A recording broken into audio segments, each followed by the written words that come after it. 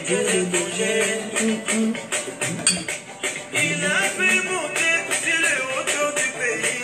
Israël a mangé des fruits et des champs. Il a sucé le miel du rocher. Lui qui sort du petit des rochers. Ma vie est pareille à l'éclair. Il avait su sa poupée. Comme si je suis ses petits. Et toi c'est les bons, les petits c'est plus. Ma vie est pareille à l'éclair. Il avait su sa poupée. Comme si je suis ses petits.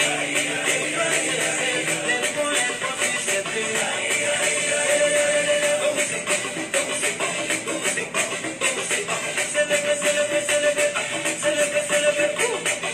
Jésus a renouvelé ma force, il a renouvelé mes biens, il a renouvelé ma famille. Comment ne pas les chanter, comment ne pas les danser, crier Alléluia. Ma vie est pareille à la gloire. Il est veillé sur sa poupée. Comme si je suis ses petits. Les toi c'est les bons, les petits c'est plus. Ma vie est pareille à la gloire. Il est veillé sur sa poupée. Comme si je suis ses petits. Les toi c'est les bons, les petits c'est plus.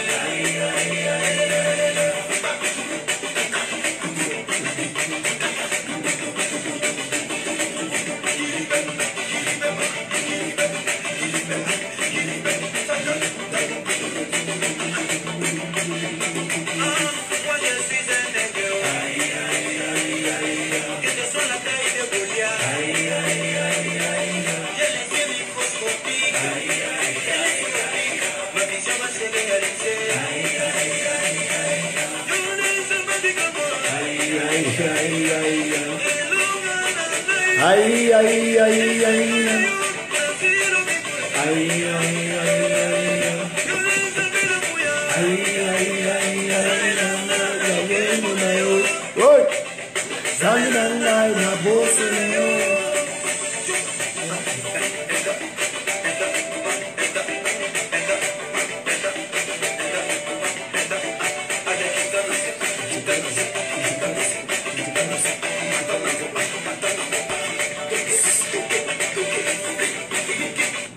Salut, salut, bien-aimés dans le Seigneur, frères et sœurs dans le Seigneur, salut. Merci à tous ceux qui sont connectés en ce moment sur Dr. Djenoda Kamdemnunga. Vous êtes connectés également sur Israël Kanodi. C'est un moment exceptionnel dans la présence de Dieu. C'est un moment spécial. Je voudrais saluer tous ceux qui en ce moment sont connectés à cette merveilleuse page. Je voudrais saluer tous les Camerounais, du nord au sud, de l'est à l'ouest. Un Cameroun, indivisible, un Cameroun béni, un Cameroun dont je crois est la propriété privée de Jésus et dont les sectes pernicieuses n'auront jamais le dessus.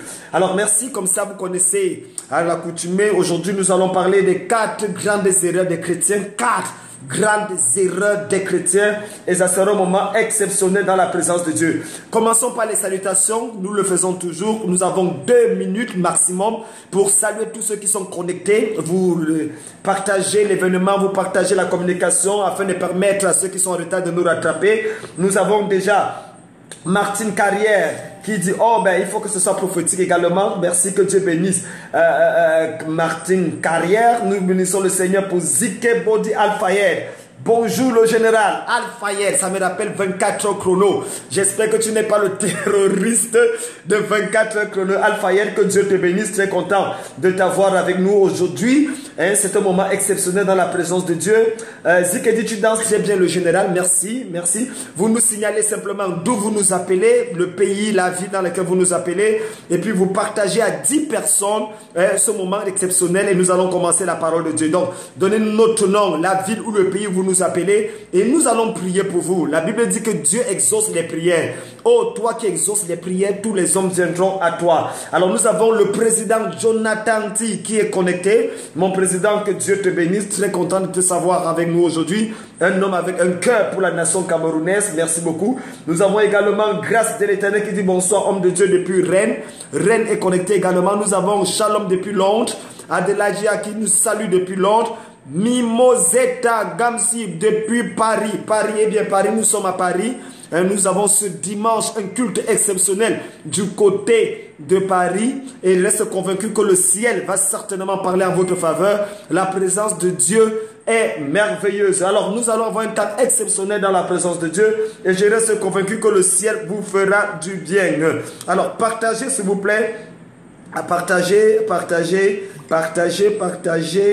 Partagez, s'il vous plaît. Dieu fera du bien à vous. Donc, nous continuons avec les salutations. Nous avons également Ingrid Marie, Olive Go depuis la Suisse. Olive Go Bama nous salue depuis la Suisse. Que Dieu te bénisse, Olive. Et que la grâce de Dieu, se manifeste au nom de Jésus. Nous avons Londres qui est connecté. Hélène Choupi Chamda Boué qui nous salue depuis Londres. Que Dieu te bénisse. Hélène Ingrid nous salue depuis Yaoundé. Ludovic nous salue depuis oh my God, la Tunisie avec le pasteur Louis Bertrand Monkama depuis la Tunisie. Que Dieu te bénisse. Nous avons Ange Sénatano qui nous salue depuis la Côte d'Ivoire. Quel que soit l'endroit où vous nous saluez, s'il vous plaît, signalez. Et nous serons très contents, très heureux de partager ce moment exceptionnel avec vous. Alors, nous continuons avec le chant de l'aigle. Partagez 10 personnes et je vais prier pour vous et nous allons commencer. Nous voulons saluer tous ceux qui, d'une manière ou d'une autre, nous allons saluer tous ceux qui, d'une manière ou d'une autre, au nom de Jésus.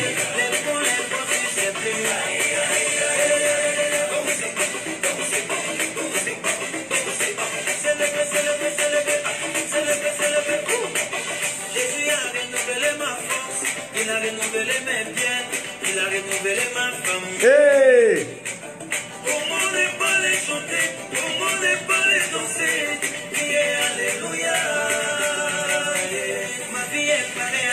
Aïe, aïe, aïe, aïe, aïe.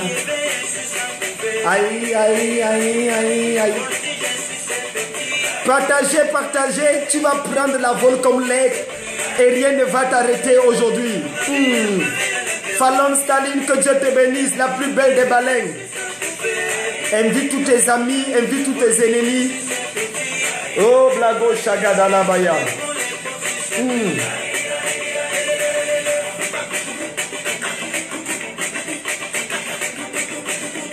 Hey, boubou, boubou, boubou. Hey, tchaka, tchaka. Aïe, aïe, aïe, aïe, aïe. Quelle que soit la taille de Goliath, j'ai des yeux microscopiques. Merci Seigneur.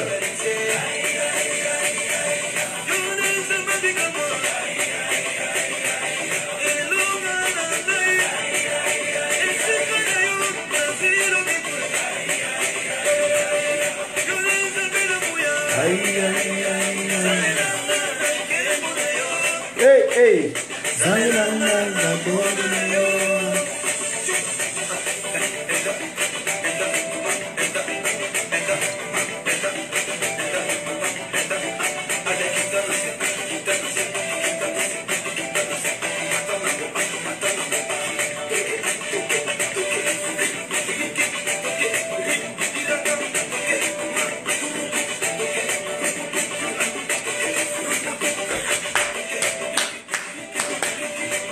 Est-ce que vous êtes prêts pour la parole? Est-ce que tu as partagé? Que Dieu soit manifesté puissamment dans votre ministère. C'est Ange Sénat. Que Dieu te bénisse.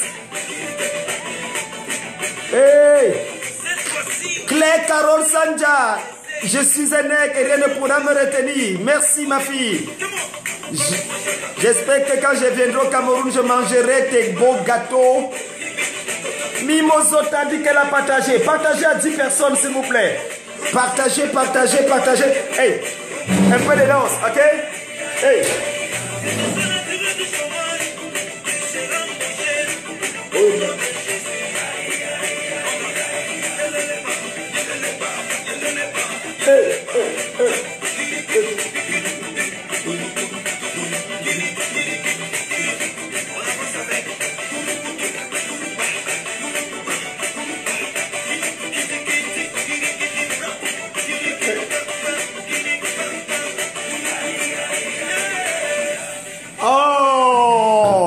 Il s'appelle Azaf du ciel et il dit ma vie est semblable à celle d'un aigle. Nous célébrons Dieu pour sa présence et nous célébrons surtout Dieu pour ce qu'il est capable de faire. Mesdames, mesdemoiselles, messieurs, je voudrais vous parler pendant 40 minutes. 40 minutes sera suffisant pour que nous puissions toucher l'un des problèmes les plus importants du christianisme. Quelles sont les 4 plus grandes erreurs des chrétiens? Quelles sont les 4 plus grandes erreurs des chrétiens? S'il te plaît, prends un stylo, prends un bic ou alors une feuille et prépare-toi à entrer dans les profondeurs de la révélation biblique. Quelles sont les 4 grandes erreurs des chrétiens aujourd'hui? Parce qu'il y a un contraste profond entre le christianisme, une contradiction flagrante entre le christianisme tel que voulu par Jésus-Christ et le christianisme tel que vécu aujourd'hui dans notre monde. Nous voulons comprendre quel est le problème de l'Église. Est-ce que l'Église est devenue le pion du peuple? Ce par quoi les démocraties se servent pour coloniser, pour abattadir et pour manipuler les consciences individuelles et collectives? Ou bien le christianisme est devenu un moyen de libération, de protection, d'émancipation, de délivrance du peuple noir, de l'homme en général? Alors nous allons aujourd'hui entrer dans les profondeurs de la révélation afin de permettre à ce que nous puissions comprendre tout ce qui concerne le mystère. Quelles sont les 4 grandes erreurs des chrétiens aujourd'hui? Qu'est-ce que le chrétien n'a pas compris qui l'empêche de pouvoir vivre la dimension de la gloire que le ciel avait prévu pour lui? Alors, le texte de base qui constituera notre épine, notre fondation, c'est bel et bien Juge chapitre 5, le verset Juge chapitre 6, le verset 13, autant pour moi. Juge chapitre 6, le verset 13 fera l'objet de cette méditation de quelques minutes afin de nous permettre d'aller dans les profondeurs. Alors, la Bible dit dans Juge chapitre 6, le verset 13, Gédéon lui dit, ah mon Seigneur, si l'Éternel est avec nous, pourquoi toutes ces choses nous sont-elles arrivées? Et où sont tous ces prodiges que nos pères nous racontent? Car ils nous disent, l'Éternel ne nous a-t-il pas fait sortir de l'Égypte? Maintenant l'Éternel nous abandonne et il nous livre entre les mains de Madian. C'était une période de l'histoire du peuple d'Israël où en réalité, au lieu de régner au milieu de ses ennemis, c'est devenu victime de la souffrance, victime de l'adversité, victime de la tribulation, de la persécution, victime des maladies et des malédictions. Israël était devenu un problème sérieux parce qu'il y avait un contraste flagrant entre ce que Dieu avait promis à Abraham, Isaac et Jacob, les pères fondateurs d'Israël, et ce qu'ils étaient en train d'expérimenter. Les éloges, les échos et toutes les grandes choses qu'ils avaient entendu parler semblaient être de la mythologie, semblaient être des choses qui sont racontées dans le but d'abasourdir les consciences et de les amener à rêver d'un avenir qui n'avait jamais, ou d'un passé qui n'avait jamais eu lieu. Alors, au milieu du moment où Madian, pendant cette année, va assévir le peuple d'Israël, et véritablement de manière catastrophique, la Bible dit que Dieu va descendre sous le nom de l'ange de l'Éternel. L'ange de l'Éternel, quand vous le entendez dans la parole de Dieu, il s'agit de ce qu'on appelle en théologie une théophanie. Une théophanie, c'est quoi? C'est les apparitions de Dieu dans l'Ancien Testament. C'est les apparitions du Fils de Dieu dans l'Ancien Testament. Donc le mot ange de l'Éternel est un qualificatif qui parle de Jéhovah, parce que le nom de Dieu n'était pas beaucoup utilisé par les Juifs. Ils avaient peur d'utiliser ce nom. Ils utilisaient le mot l'ange de l'Éternel. Si vous avez vu que cet ange est adoré, cet ange est vénéré simplement parce qu'il est l'attribut de Dieu. C'est le même ange qui est apparu d'ailleurs, qui a lutté avec Jacob dans Genèse le chapitre 32, et il a dit: tu as lutté avec Dieu et avec les hommes et tu as été vainqueur. Donc il faut comprendre le contexte du passage. Alors cet ange de l'Éternel arrive et dit à Gédéon: l'Éternel est avec toi, vaillant héros. Ça va troubler Gédéon. Il va dire: mais si l'Éternel est avec nous, où sont ces grandes choses? Où sont ces miracles? Où sont ces révélations? Où sont ces choses qu'on a entendu parler? Où sont ces déploiements de Dieu? Dieu ne peut pas être quelque part et rien ne se passe. Dieu ne peut pas être quelque part et l'atmosphère ne change pas. Dieu ne peut pas être quelque part et il n'y a pas un bouleversement sur l'ordre naturel des choses. C'est quand même Dieu le créateur du ciel et de la terre, des galaxies, des nébuleuses. Comment tu peux dire que Dieu est avec moi et je continue à vivre comme un homme? Comment tu peux dire que Dieu est avec moi et on ne reconstate rien dans ma vie? Lorsque un homme marche avec le président de la République, ça se fait savoir. Lorsqu'un homme marche avec un gouverneur, ça se fait savoir. La personne avec qui tu marches cela détermine le respect qu'on te donne. Frères et sœurs dans le Seigneur, c'était une question qui troubla Gédéon. Et Gédéon dit, si Dieu est avec nous, où sont ces miracles? En fait, il y avait 4 grandes erreurs qu'ils avaient commises et qui aujourd'hui apparaissent dans l'Église. C'est la même problématique. C'est la même question existentielle qui existe. Si Dieu est avec les chrétiens, pourquoi les mêmes problèmes, les mêmes souffrances, les mêmes maladies, les mêmes rejets? La seule différence qu'on trouve entre un chrétien aujourd'hui, au 21e siècle, que ce soit ici à Paris, que ce soit à Londres, que ce soit à Montréal, que ce soit à Washington ou à New York, que ce soit à Yaoundé, Douala, Bafoussam, que ce soit à Bidjan, Bouaké, Yamoussoukro, le seul problème, le problème majeur qui existe, c'est que la seule différence entre un chrétien et celui qui ne l'est pas, c'est parce que l'un porte une grosse Bible, lui, second de 1910, et il marche avec. Mais en réalité, on ne voit pas dans sa vie les évidences. On a même l'impression que les non-croyants sont plus bénis, sont plus avancés, sont plus épanouis, ont des mariages plus réussis que les chrétiens. D'où la question, what is going wrong? Qu'est-ce qui ne va pas? Où avons-nous laissé les choses passer? Qu'est-ce qui se passe aujourd'hui? Pourquoi aujourd'hui on ne vit pas ce que les autres vivaient? D'où la question fondamentale, Seigneur, qu'est-ce qui n'a pas marché? Alors mesdames, mesdemoiselles, messieurs, dans les 37 minutes qui me restent, je vais vous donner 4 grandes erreurs que l'Église a commises, que les chrétiens ont commises, qui les empêchent de pouvoir entrer dans la dimension de Dieu. 4 grandes erreurs qui vont certainement vous amener à expérimenter Dieu dans une autre dimension. 4 grandes erreurs qui vont vous permettre de corriger certaines autres erreurs dans votre vie. Alors, je sais que vous êtes connectés et que la problématique vous intéresse déjà. Je vous encourage à inviter vos amis, vos frères, vos sœurs, pendant que je commence avec la première erreur. Il y a des gens certainement que tu m'as dit, tu aimes et que tu aimerais, tu ne comprends pas pourquoi sa vie n'avance pas. Pourtant, il est à l'église tous les jours. Tu ne comprends pas pourquoi sa vie n'avance pas. Pourtant, il aime Dieu. Tu comprends pourquoi les choses ne marchent pas. Pourtant, la personne attache avec le Seigneur. Alors pendant que tu partages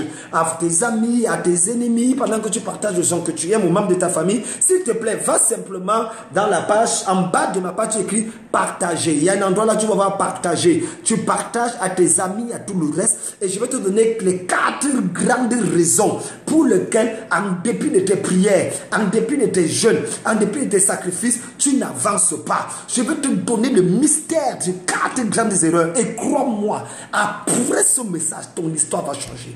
Après cette révélation, ta vie va changer. Crois-moi, je ne suis pas venu ici blaguer. Je suis venu te donner des secrets qui vont recorriger les erreurs, qui vont démystifier les choses dans ta vie et te faire entrer dans la gloire. Mais avant cela, vous connaissez le chant de ce mois. Vous connaissez le chant qui aujourd'hui est dans le cœur du général de Dieu. Il s'agit bien de l'aigle. Et nous allons écouter un bref pendant que tu es en train de partager. Alors, les 5 premières personnes qui partagent à 10 personnes, je vais prier pour vous. Alors, si tu as partagé à 10 personnes, signale et je vais prier avec toi par rapport à ce moment dans la présence de Dieu. Alors, prépare, partage pendant que je danse. S'il te plaît, invite tes amis, invite les gens. Invite-les.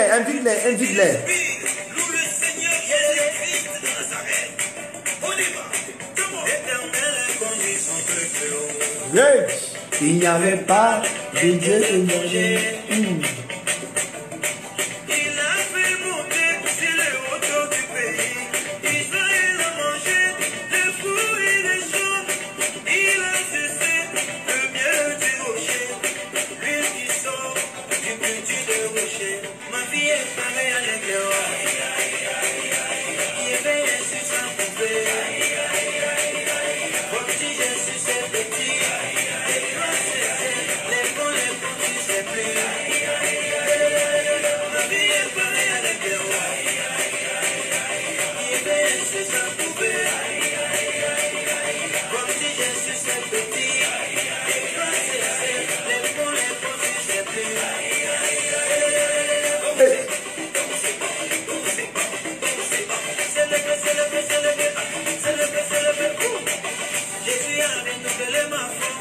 Il a renouvelé mes biens, il a renouvelé ma famille. Hey!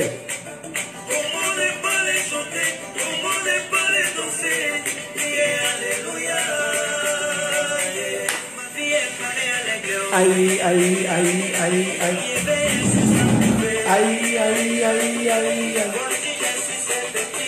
Aïe. Shalom, shalom, partagez, partagez. Partagez, partagez. Camébus, Camébus. Je pensais que ça passait en direct. Que Dieu vous bénisse. Ce n'est pas juste de regarder. Hey. Ima, Adela India a déjà partagé. C'est la première personne. Nina Emane, deuxième personne. Kevin Distingué, j'attends que tu partages.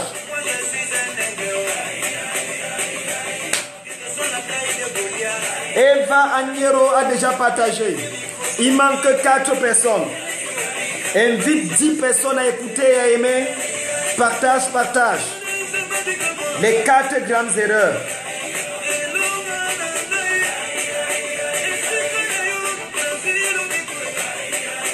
Sandra Baby Prune, Haïti. Je serai en Haïti le 4 juin. Partage, partage Sandra. Invite tous les amis de Haïti. Sandra, invite tous mes enfants en Haïti. Depuis l'église au roc solide. Partage-moi ça là-bas. Ange Mopaï est connecté. L'homme de Dieu. Merci de partager. Merci de partager. 1, 2, 3, 4.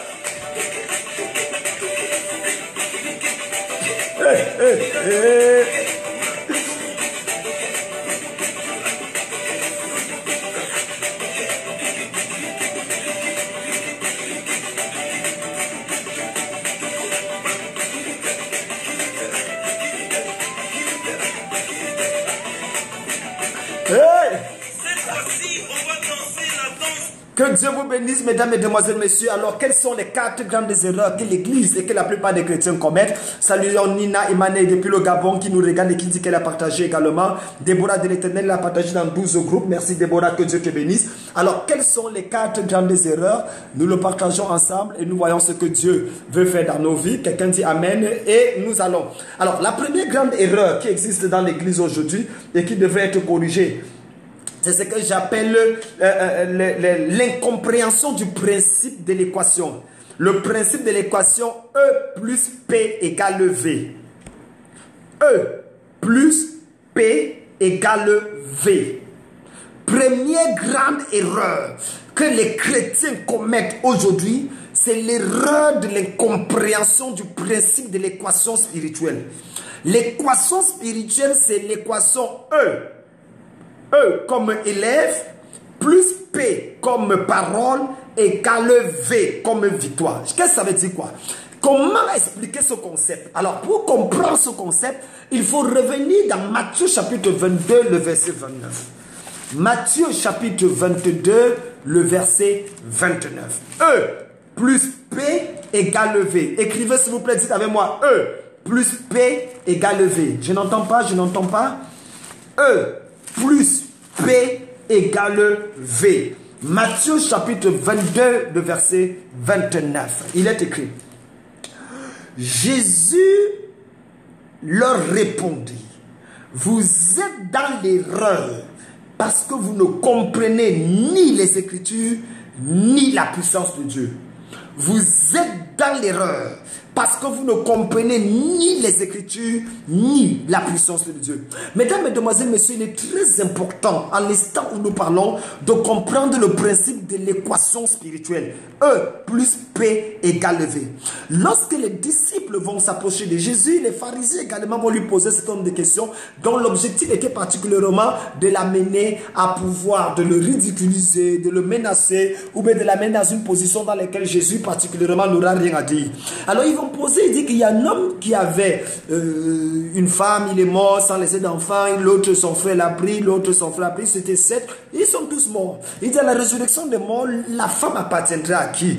Donc ils avaient plusieurs questions comme ça, faut-il payer le tribut à César, l'impôt à César ou non? Ils avaient des questions embarrassantes dans l'objectif de coincer Jésus dans son ministère. Mais ce qui est très intéressant, c'est que Jésus utilisait ces questions pour apporter des révélations. Et je veux commencer par prophétiser dans la vie de 14 personnes.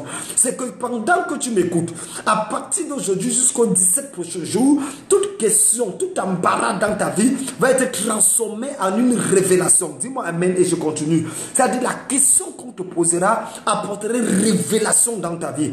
Je me suis rendu compte que quand Dieu pose une question dans la Bible, ce n'est pas parce qu'il ne connaît pas de réponse. Chaque fois que Dieu pose une question, c'est pour attirer ton attention par rapport à une révélation qui apportera ta transformation. Chaque fois que Dieu pose une question, c'est pour attirer ton attention sur une révélation qui apportera ta transformation dans ta génération. Chaque fois que Dieu pose une question, c'est pour apporter une révélation qui apportera la transformation dans ta génération. Et il faut comprendre à ce niveau de révélation biblique que Dieu est en train de répondre à une préoccupation que lui posent les humains. Ils lui disent que, mais écoutez, comment est-ce que ça se peut? Comment expliquez-vous ça? Et Jésus va utiliser cela pour sortir une révélation. Et la révélation est simple. Il dit, vous êtes dans l'erreur parce que vous ne comprenez ni les Écritures, ni la puissance de Dieu. Les Écritures, Écriture et puissance de Dieu, P.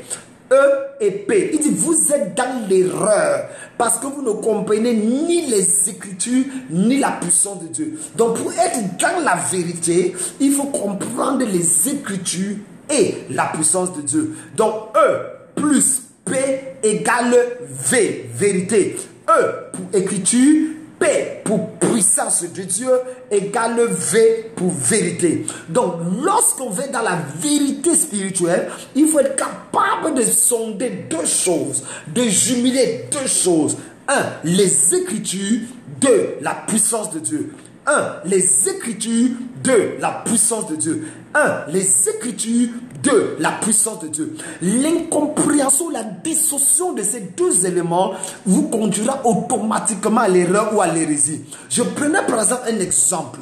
La Bible dit qu'aujourd'hui, la lettre tue, mais c'est l'esprit qui vivifie. Les témoins de Jéhovah sont dans l'erreur. Pourquoi? Parce qu'ils passent le temps à sonder les Écritures sans comprendre la dimension de la puissance de Dieu. Et c'est pour ça qu'ils sont dans l'erreur. Nous devons être capables de jumeler les deux. Les Écritures qui établissent la base doctrinale de ce que Dieu veut nous faire et la puissance de Dieu qui est le déploiement de l'action du Saint-Esprit dans notre génération. La première chose qui amène l'Église dans une situation statique, c'est l'absence du dynamisme. Frère, écoutez-moi bien. La compréhension des Écritures, des logos, de ce que Dieu a dit, de ce que Dieu fait, c'est comme la constitution du royaume de Dieu. C'est comme la pensée de Dieu. Lorsque vous avez la Bible ou les Écritures, vous êtes assis. Et ce sont les Écritures qui donnent la base authentique, la base spirituelle pour combattre le diable, pour combattre la maladie, pour combattre l'ennemi, pour combattre l'adversité. Il est écrit. Lorsque le diable est venu attaquer Jésus, après 40 jours de jeûne et de prière, la Bible dit que Jésus a utilisé les Écritures pour combattre le diable. Il a utilisé quoi? Les Écritures. Les Écritures sont fondamentales dans le combat spirituel. Ce n'est pas ta prière, le cri dans ta prière. Ah, Satan sort, Satan tu vas sortir. Je te dis, Satan, je te boxe, je te boxe. Ce n'est pas ça qui effraie Satan.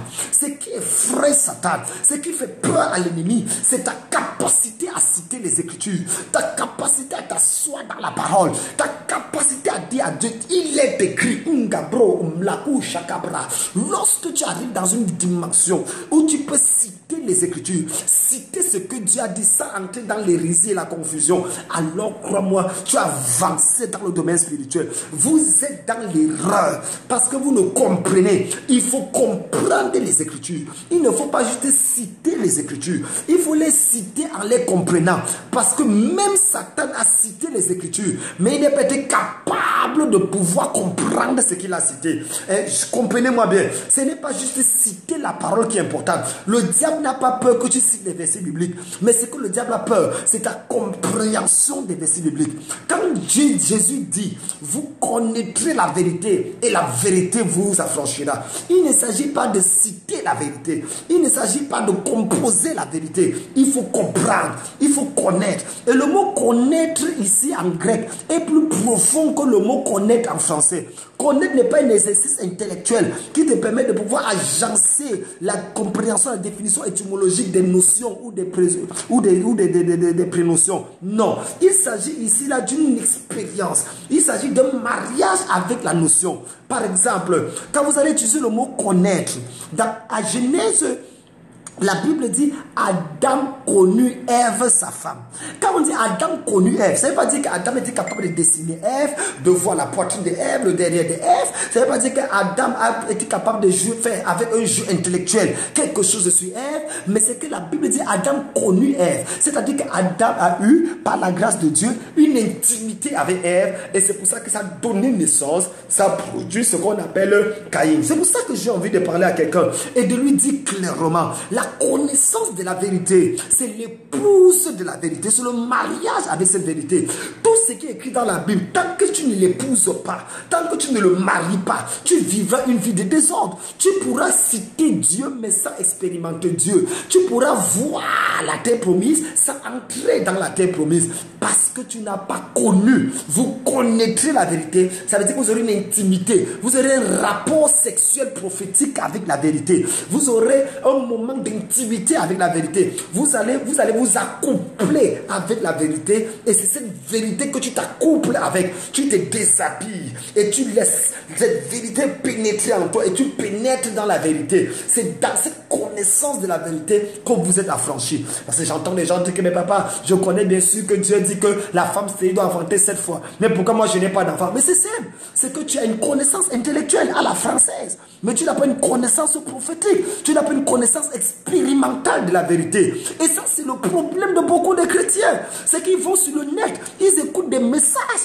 ils sont remplis de messages, ils ont même la diarrhée spirituelle, c'est-à-dire que quand ils vont prier, ils chient les messages à gauche, à droite, mais en réalité ça ne change pas leur vie, ça n'enfante pas dans leur vie, ça n'apporte pas un résultat dans leur vie. C'est pour ça qu'ils sont toujours comme des kwashokors spirituels. La plupart des chrétiens dans les églises aujourd'hui sont atteints du kwashokor spirituel. Je vous le dis, ils ressemblent à des zombies spirituels. La tête est grosse, mais le corps est tout petit.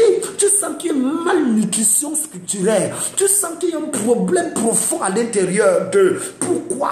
Parce qu'ils n'ont pas connu dans le sens étymologique, dans le sens spirituel, dans le sens biblique du terme, la vérité. Il ne suffit pas de citer la vérité. Il ne suffit pas d'être confronté à la vérité. Il faut la connaître dans le sens de Adam connut Ève et il enfanta un fils. La connaissance de cette vérité donc va provoquer dans ta vie la conception d'un être. La connaissance de cette vérité va provoquer dans ta vie l'accouchement d'une chose. Oh my God, je sens que je suis en train de parler à quelqu'un. Si tu es béni, commence à partager parce que vous avez la différence avec les directs du général de Dieu, Kamdem Tunodor, c'est que c'est assis dans la parole. Ce n'est pas seulement reçois ton miracle, reçois ta bénédiction. Donc si tu attends ça, s'il te plaît, déconnecte-toi, tu vas ailleurs. Moi, j'entre dans les profondeurs de la parole de Dieu parce que je sais de quoi je porte. Je sais ce que je porte. Dieu va me juger sur la dimension de la connaissance que j'aurais révélée. Et c'est pour ça que cette révélation va changer ta vie. Donc, s'il te plaît, partage et invite les gens. Je suis en train de sortir des révélations fortes. Je dis que c'est cette connaissance de la vérité qui va apporter. Oh, comment connaître que je connais la vérité? Comment entrer dans cette dimension de cette connaissance? Eh bien, c'est simple. Qu'est-ce que ça a accouché à moi? Toute vérité dont je fais face, qui ne produit pas la naissance d'un être différent de moi, d'un être fait à mon image, c'est-à-dire à l'image de la vérité que je connais, de l'expérience que j'ai. C'est ça. Lorsque Adam connut Ève, elle enfanta un fils. Lorsque tu connais la vérité enfante un miracle dans ta vie. Lorsque tu connais la vérité enfante un miracle dans ta vie. Adam connut Ève. Et Ève enfanta un fils. Toute vérité que tu connais, qui ne produit pas un résultat dans ta vie, tu ne l'as pas connu. Oh my God, my God, my God. Je peux dire ça dans quelle langue pour que tu me comprennes? Je ne sais pas si tu es dans l'esprit pendant que je suis en train de parler. Je ne sais pas si tu es dans l'esprit. Toute vérité que tu connais, qui ne produit pas l'enfantement d'un miracle, d'une bénédiction, ce n'est pas une vérité.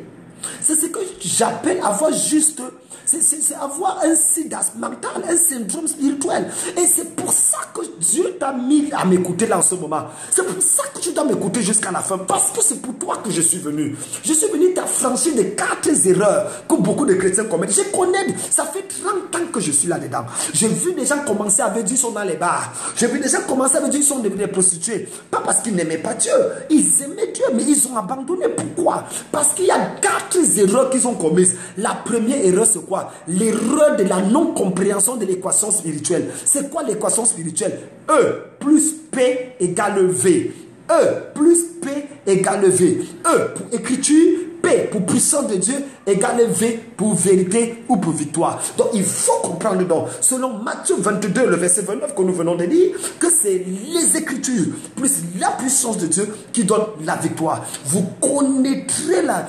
Non, pas vous connaîtrez, vous êtes dans l'erreur parce que vous ne comprenez, comprendre. Pas parce que vous ne comprenez pas les Écritures et la puissance de Dieu.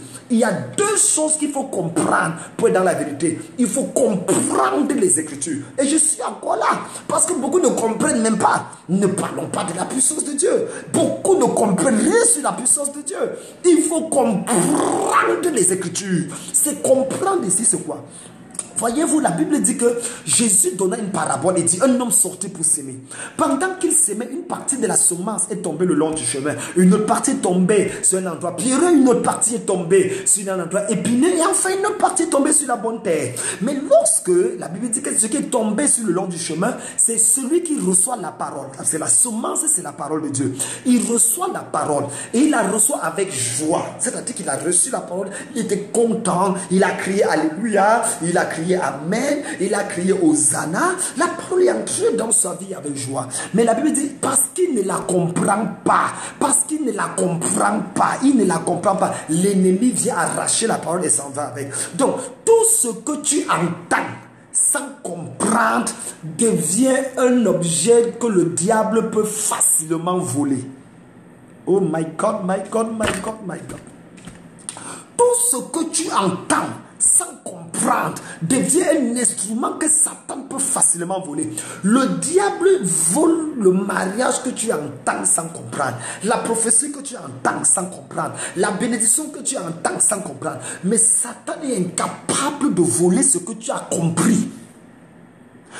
La semence tombée le long du chemin, c'est toute personne qui entend la parole mais ne la comprend pas, et c'est comme ça que l'ennemi vient voler dans sa vie. La compréhension, c'est pour ça qu'il dit vous êtes dans l'erreur parce que vous ne comprenez ni les Écritures ni la puissance de Dieu. Donc la première chose, c'est comprendre les Écritures. Cette compréhension passe par la connaissance de la vérité, de la connaissance des Écritures. Et la connaissance est une connaissance pas plus qu'empirique, c'est une connaissance expérimentale, c'est une connaissance dans laquelle, dans la même dimension qu'Adam a connu Ève et ils ont eu un enfant. Donc allons-y un peu plus loin. Donc, oh my God, quelqu'un te dit pousse. Je vais pousser la révélation parce qu'il faut que j'ai que 35 minutes qui me restent. Alors quand vous connaissez les Écritures, ça c'est déjà un.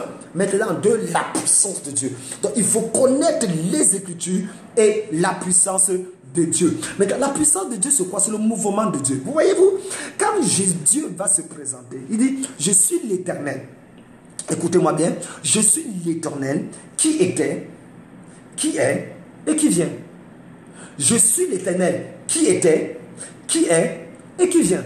Il n'a pas dit en bon français, pour les Parisiens qui m'écoutent, on devrait dire, je suis l'Éternel qui était, qui est et qui sera.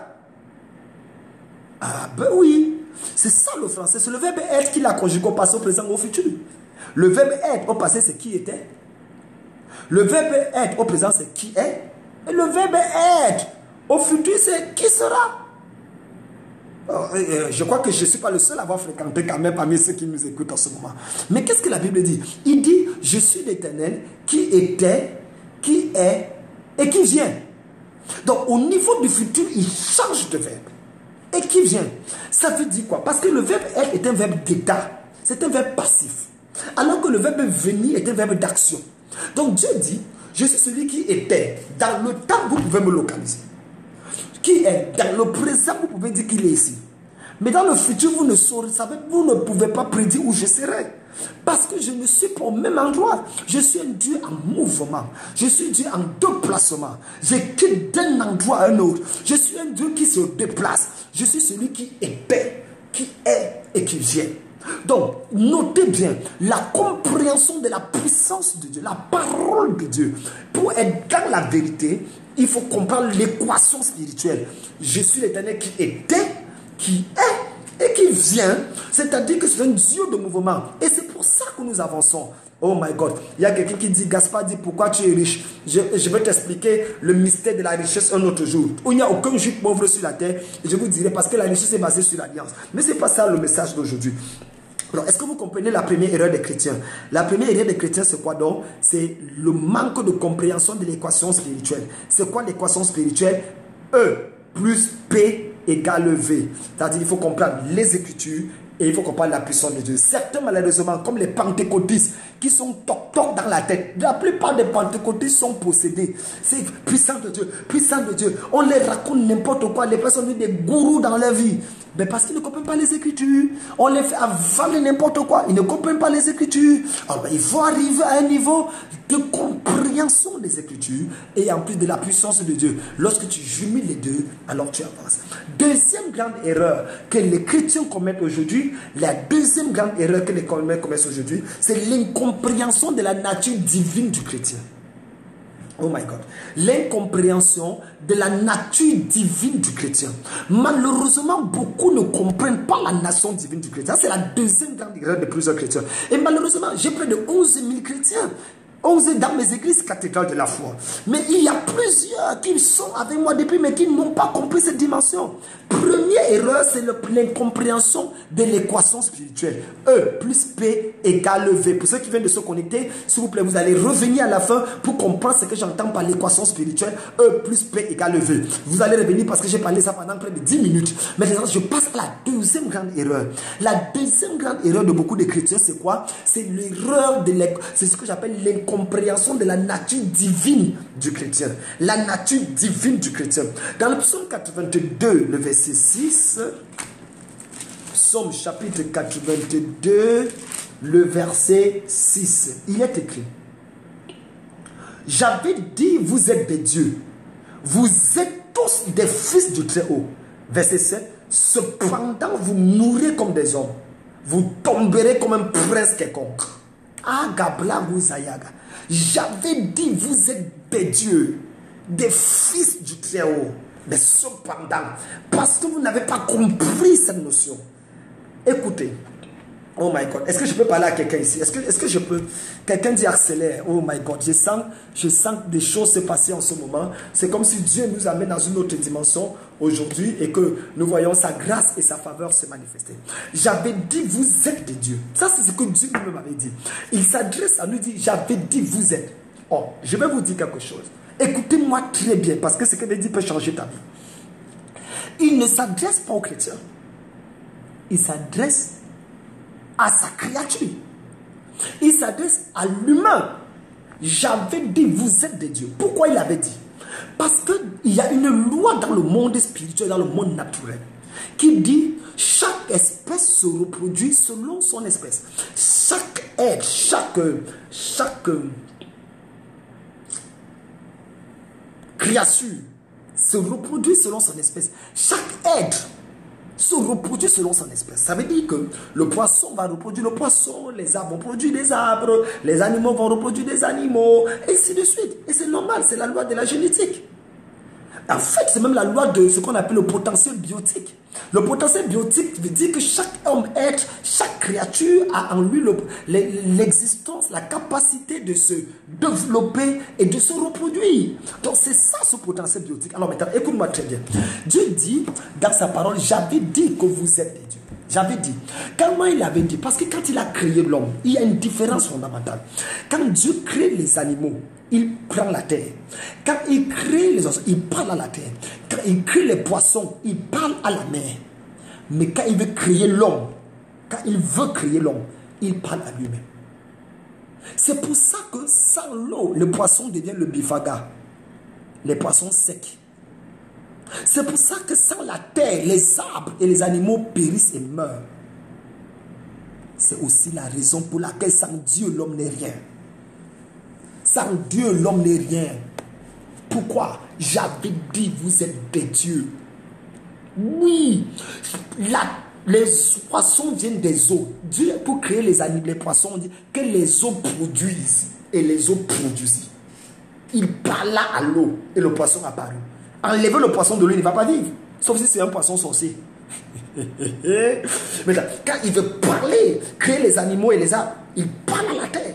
Enlever les animaux de la terre, et c'est fini. Mais quand Dieu veut créer l'homme, il parle à qui? Il parle à qui? Il parle à qui? Il parle à lui-même. Faisons l'homme à notre image, selon notre ressemblance, et qu'il domine. Donc, quand Dieu veut créer l'homme, il parle à lui-même. Donc, l'homme vient de Dieu. C'est pour ça que Dieu est le domaine de définition de l'homme. C'est pour ça que sans le Dieu, l'homme n'est rien. Oh my God, my God, my God, my God, my God. I'm going somewhere. Frère, ce que tu dois comprendre, c'est que si chacun se reproduit selon son espèce, Dieu, donc, en créant l'homme, a fait de l'homme Dieu. Donc, l'homme sans Dieu, je suis encore sur l'homme naturel. La Bible dit que l'homme naturel est un Dieu. Je m'explique. Quand vous allez lire les psaumes, oh my God, psaume chapitre 8, le verset 5. Je vais vous expliquer ça.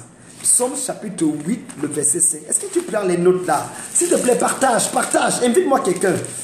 Nous sommes à la deuxième erreur. Psaume chapitre 8, verset 5. Oh, je suis où, mon Dieu? Psaume chapitre 8. Verset 5. Partage. Invite quelqu'un à écouter. Psaume 8, verset 5. Il dit: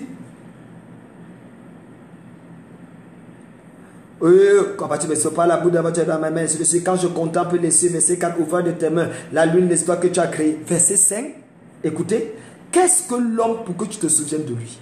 Et le fils de l'homme pour que tu prennes garde à lui?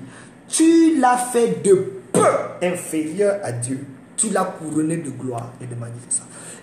Nous sommes dans l'Ancien Testament, il s'agit de l'homme naturel. Dieu dit que l'homme a été fait de peu inférieur à Dieu. Donc l'homme naturel, l'homme sans Jésus-Christ, est fait de peu inférieur à Dieu. C'est-à-dire dans l'ordre hiérarchique du cosmos, dans l'ordre hiérarchique de l'univers, après le Créateur ne viennent pas les archanges.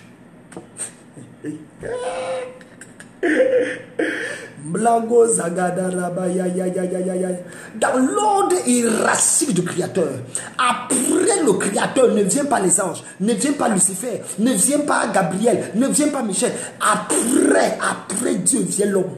L'homme est le plus proche parent de la divinité, parce qu'il n'y a rien de divin dans l'ange. Quand Dieu a créé l'ange, il n'a pas soufflé dans l'ange. Quand Dieu a créé les animaux, il n'a pas soufflé. Le monde animal, le monde végétal, le monde... Tous ces mondes-là sont sous l'homme.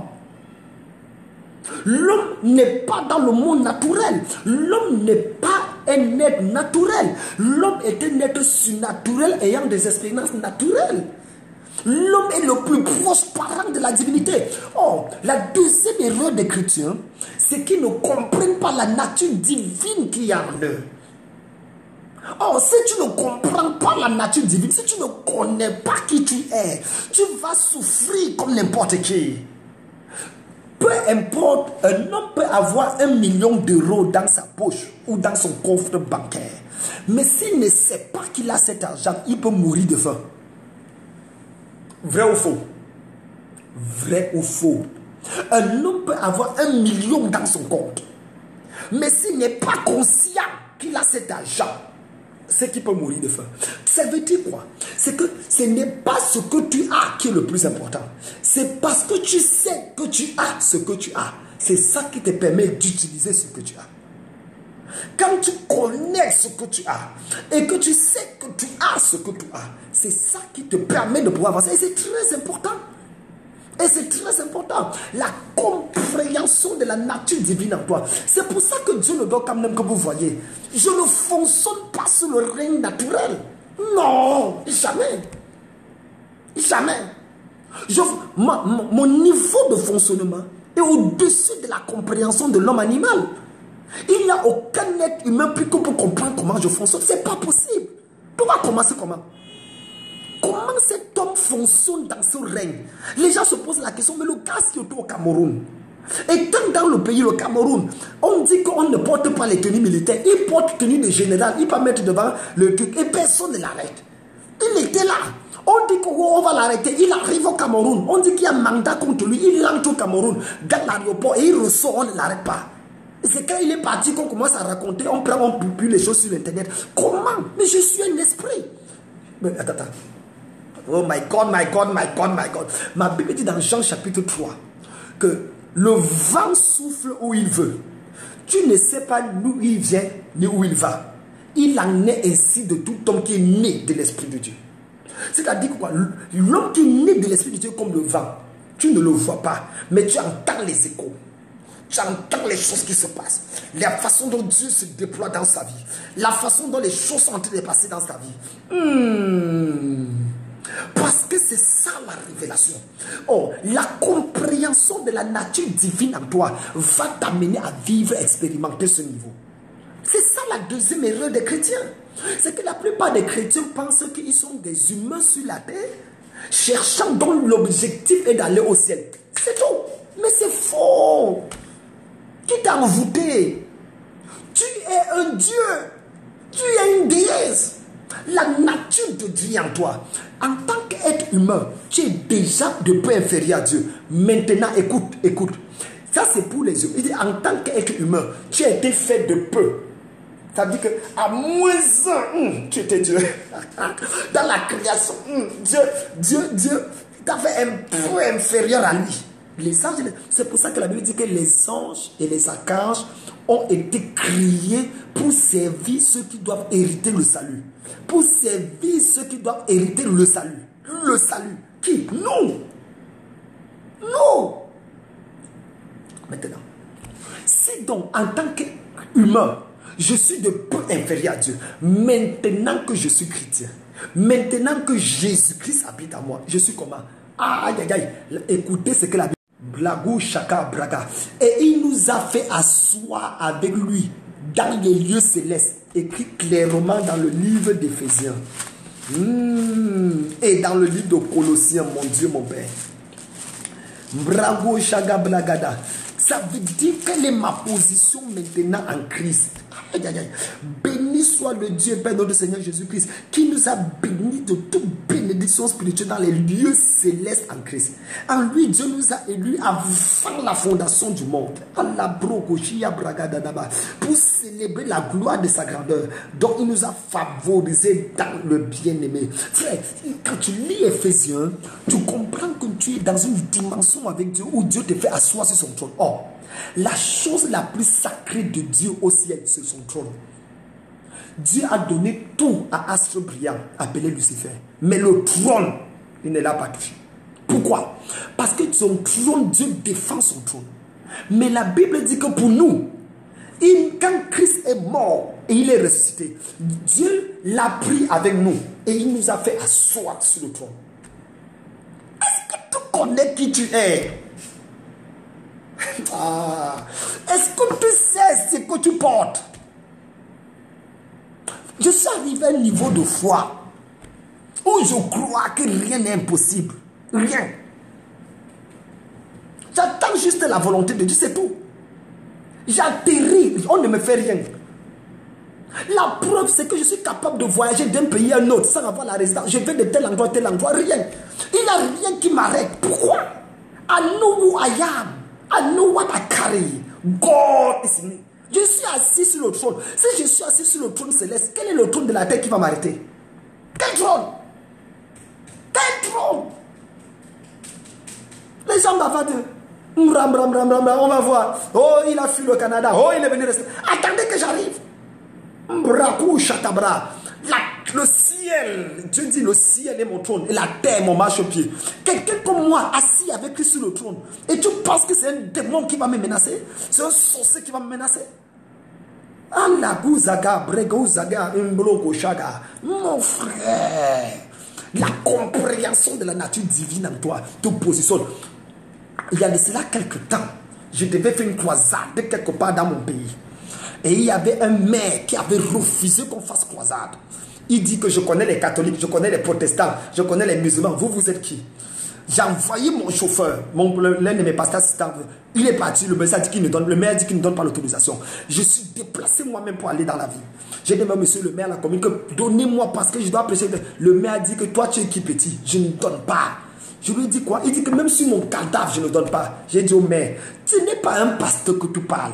Ce n'est pas un prophète comme les autres qui parlent. On est égal en communion, mais on n'est pas égal en onction. Tu parles au général de l'armée de Dieu. Ah, je suis assis avec Dieu sur le trône. Je lui ai dit, tu as parlé. Dans une semaine, je reviens. Je vais faire ma croisade et tu ne seras plus là. Le maire dit quoi? Il était avec son fils, mais qui était musulman. Je suis sorti. J'ai dit à mon chauffeur, demande la voiture pas. Où Dieu est Dieu, où il n'est pas Dieu. Kambri, Kashu, Imbragada, Blakou Zakata. Une semaine après, le journal officiel du Cameroun, Cameroun Tribune, annonce le décès du maire par crise cardiaque. On vient m'apporter le journal, papa, le maire de la semaine là est passé, est mort. J'ai dit quoi? On dit il est mort. J'ai dit au chauffeur, demande la voiture, on retourne à la mairie. Quand on arrive à la mairie, la secrétaire me revoit et dit, vous me reconnaissez? Elle dit, j'ai dit oui, je veux voir l'adjoint au maire. Mais il dit que mais on est en deuil. J'ai dit, il n'y a pas de problème. Le monsieur était Naoussa, un homme du Nord. Il me regarde, je le regarde. J'ai dit, vous me reconnaissez? Il me dit non. J'ai dit que, il dit oui, c'est vous qui étiez là la semaine passée, qui avez parlé à mon patron. Et le voilà qui est mort. Je dis, c'est moi, Kamdem Nunga Djonodon. C'est moi. Il me dit que, j'ai dit que tu me donnes l'autorisation d'organiser ma croisade d'évangélisation ou mais tu veux suivre ton patron là où il est parti.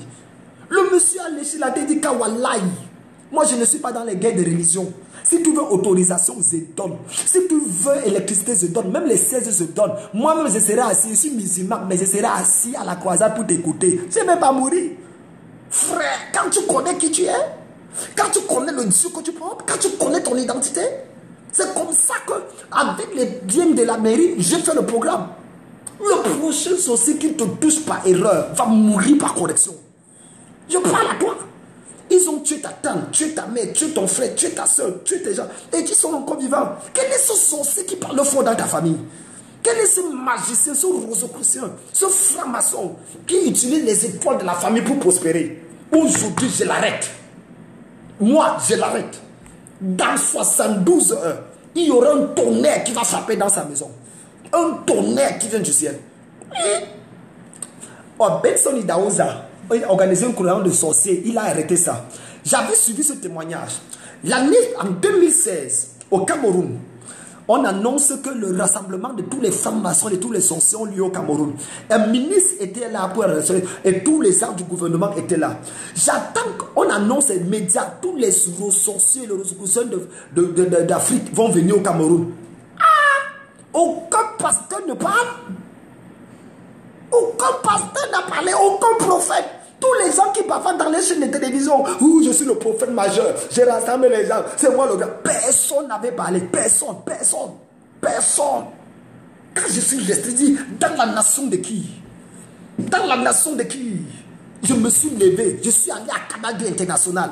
Je me suis levé, je suis parlé dans les médias, officiel comme officieuse. J'ai dit, le rassemblement là n'aura pas lieu. Certains Camerounais savent ce que je dis. Je fais passer ça à la presse, le journal le soir est venu m'interviewer. J'étais en grande page comme ça. J'ai dit, j'arrête la conférence de la Rose au Croix en Afrique. Ils ne vont pas établir Satan ici. On m'a dit pourquoi? On m'a dit Dieu va arrêter. J'ai dit que non. Dieu n'a pas besoin d'arrêter ça au Cameroun. Kamdem est là. Je suis son général, prêt pour la guerre. J'ai dit j'arrête. Frère, et lisez l'histoire. J'ai les journaux. Ça n'allait pas arrêter. Attendez, je vous amène les journaux. Ça, c'est l'histoire.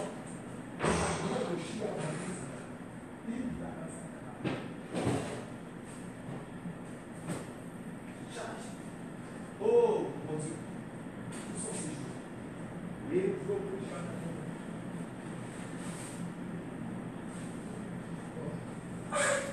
On ne parle pas, on parle avec les évidences. On parle avec les évidences. Oh my God. Voilà ça. Journal du lundi 1er février 2016. Lundi 1er février 2016. Rassemblement des francs-maçons à Douala. Le général de Dieu s'insurge contre ses assises. Voilà. Bon, voilà ça. Voilà ça. C'est pas une histoire. 1er février, je me suis levé. Les gens sont seulement bavardés pour bavarder.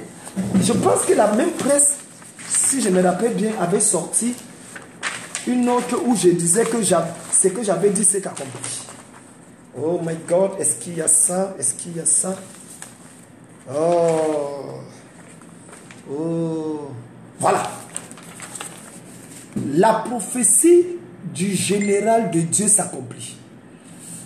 Rassemblement, ça c'était quelle date? Le 10.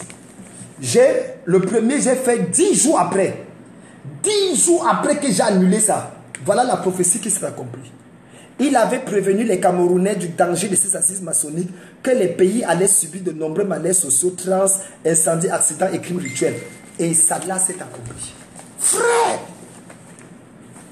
Non! Je parle avec, c'est les presses camerounaises, allez vérifier. Non. Je connais ma nature en tant que... Je suis assis sur le trône, je suis fils de Dieu. La nature de Dieu est dans ma vie. C'est pour ça que je déclare aujourd'hui, reçois l'onction et la grâce pour vivre ça. Il y a des pasteurs qui ont été appelés. Il y a des pasteurs qui ont été bipés. Je vous dis, ce ne sont pas tous ceux qui portent les torches, les longues robes, ceux-là qui parlent de Dieu avec les grosses bibles, qui sont de Dieu. Dieu ne les a pas appelés tous. Il y a des pasteurs qui ont été bipés. Le biping, et c'est eux-mêmes qui ont appelé Dieu. Tu dis que Dieu, là, j'ai besoin d'une femme, j'ai besoin de... Quelqu'un. Moi, c'est pour ça qu'on a tout fait pour monter un coup contre moi au pays. Parce qu'ils savent. Je vous dis, lequel des prophètes avait parlé contre? Lequel? Ils savent seulement prophétiser dans leur église, dans leur petite boîte. Ton caleçon est bordeaux, ton sous-vêtement est rouge, ton numéro de téléphone c'est 70 14 numéro combien. C'est tout. Est-ce que le diable a peur de ça? Même les marabouts au village font ça. Même les marabouts font ça au village. La nature divine ne consiste pas seulement à dire que ton numéro de téléphone c'est tel, ton sous-vêtement a telle couleur. La nature divine consiste à pouvoir arrêter l'œuvre du diable dans ta nation. Connais-tu qui tu es? Connais-tu ce que tu portes? Église, chrétien, la deuxième erreur des chrétiens aujourd'hui, c'est l'incompréhension de la nature divine. Aïe! Non, c'est l'incompréhension de la nature divine. Et ils ont la capacité. L'homme qui a la nature divine est capable de bénir comme il est capable de maudire. C'est pour ça que là où je parlais là, chancelier, quel que soit ton vrai nom, je maudis ta vie. Je te maudis. Dans 90 jours, une maladie bizarre va tomber sur toi. Parce que tu as insulté un fils de Dieu. Si je suis un homme de Dieu, chancelier, il est qui écrit là, dans 90 jours, un malheur va s'abattre sur ta vie. Et tu vas chercher un pasteur pour prier pour toi. Note ma parole, compte à partir d'aujourd'hui. Quel que soit le pays où tu es, quelle que soit la ville où tu m'écoutes, ta vie est enclavée. J'arrache, je mets ta vie dans une prison. Va chercher un sorcier, voici, va enlever ça. Frère, il y a des pasteurs que tu peux parler, rien ne t'arrive. Il y a des gens que tu parles, ta vie est bloquée. Moi, je fais partie de ces catégories. Les enfants se sont levés, ils ont commencé à parler contre Élisée. Tête chauve, calvétie. Élisée a maudit au nom de l'Éternel. Et les eaux sont sorties pour les dévorer. Il faut faire attention. Ce n'est pas n'importe. On est égal en communion, on n'est pas égal en onction. C'est pas la même chose. Cabré, Kouchaya, Blaga. Non, frère. L'homme est le seul produit qui se vend au marché avec le prix qui s'est fixé. Ne laisse personne. Ne laisse personne. Calme. Ne laisse personne dire n'importe quoi sur toi. Non, quelqu'un dit papa pardonne. Non, c'est la 3e fois que ce monsieur écrit. Une femme ou un monsieur. 90 jours. La malédiction attache sa vie pour toujours. Jusqu'à ce qu'il m'écrit pour me demander pardon. Si je suis un homme de Dieu. Ils sont en train de donner des témoignages que quelqu'un est mort à cause de ma prophétie. Et ce n'est pas tout. Une femme s'est levée à Sky One Radio. Sky One Radio au Cameroun. Pour ceux qui connaissent le Cameroun, l'une des radios les plus célèbres. Elle a commencé à m'accuser. Oh, le général de Dieu a fait tout ça, tout. Eric Eva, qui était le chef de chaîne de Sky One Radio, m'a appelé. Il me dit que mon général, il y a une femme ici qui a appris des choses bizarres sur toi. J'arrive, je vois une jeune fille. Je dis, madame, on se connaît. Elle dit, elle n'est pas c'est toi. On est sortis ensemble. On a fait ça. J'ai dit, moi, d'abord, elle est laide. J'ai dit que, mais tu es noire et laide. Moi, je ne sors pas avec les femmes noires et laides. Regarde ma femme. Elle n'est pas noire, elle n'est pas laide. Et en plus, la femme là était taillée comme quelqu'un comme ça. Moi, je ne sors pas avec les filles minces qu'on cherche sur le lit. Si tu n'as pas la forme d'une guitare, une guitare mexicaine, je ne te regarde pas. Je ne te regarde pas. Je ne te regarde pas. Je te dis. Et vous savez, et je dis, si ça n'arrive pas. Et c'est comme ça que la fille, on m'appelle, j'arrive à la on me dit, est-ce que c'est vrai ou faux? Je dis non, attendez qu'elle parle. Je dis, ma fille, elle dit, ah, c'est toi. Je dis, ok. Si c'est vrai, je sors d'ici là. Dans 3 jours, tu n'auras plus ta tête normale. On dit, je dis que c'est tout. Et si c'est faux, si tu as raison, moi, je me remets à Dieu.